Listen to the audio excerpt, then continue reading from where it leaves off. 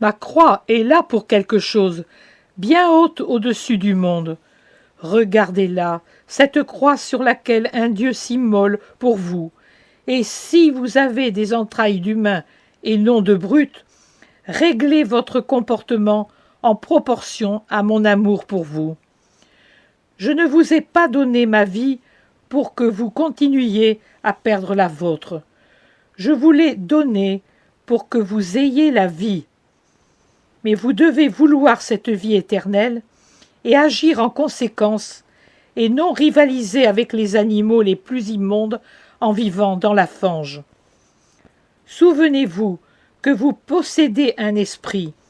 Souvenez-vous que l'esprit est éternel. Souvenez-vous qu'un Dieu est mort pour votre esprit. Vous avez peur d'un malheur qui ne dure que peu de temps, mais vous ne craignez pas l'horreur de la damnation dont les tourments n'ont pas de fin. Revenez sur le chemin de la vie, pauvres enfants. Celui qui vous aime vous en conjure. Et à toi qui écoutes et écris, j'enseigne pour que tu l'enseignes à ton tour à tes frères et sœurs, le moyen sûr de venir à moi. Imitez le Maître en toutes choses, voilà le secret qui sauve. S'il prie, priez. S'il œuvre, œuvrez. S'il se sacrifie, se sacrifiez. Aucun disciple n'est plus que le Maître ou différent de lui, et aucun fils n'est dissemblable de son parent s'il est un bon fils. N'as-tu jamais remarqué la façon dont les enfants aiment imiter leur père dans leurs actions, leurs paroles, leurs démarches? Ils mettent leurs petits pieds dans les traces de leur père et, ce faisant, il leur semble devenir des adultes parce qu'imiter le père qu'ils aiment, c'est pour eux atteindre la perfection.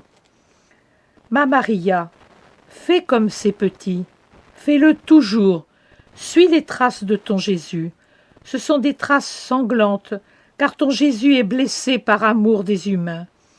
Saigne toi aussi, par amour pour eux, de 1000 blessures. Au ciel, elles se transformeront en pierres précieuses, car elles seront autant de témoignages de ta charité, et la charité est le joyau du ciel. Amène-moi les âmes, elles sont récalcitrantes comme des chevrettes. Mais si tu les attires avec douceur, elles plieront. Il est difficile d'être doux au milieu de toute cette amertume que le prochain distille constamment. Mais il faut tout filtrer à travers l'amour pour moi.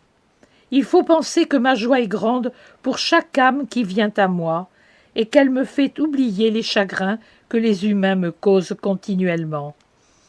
Il faut penser que la justice est très irritée et qu'il importe plus que jamais d'être des victimes rédemptrices pour l'apaiser.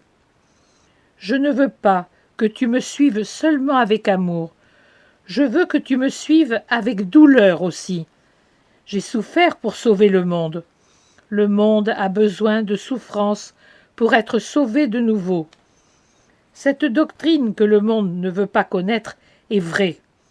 Il faut utiliser tous les moyens pour sauver l'humanité qui se meurt. Le sacrifice caché et la douceur manifeste sont deux armes pour vaincre dans ce combat pour lequel je te récompenserai.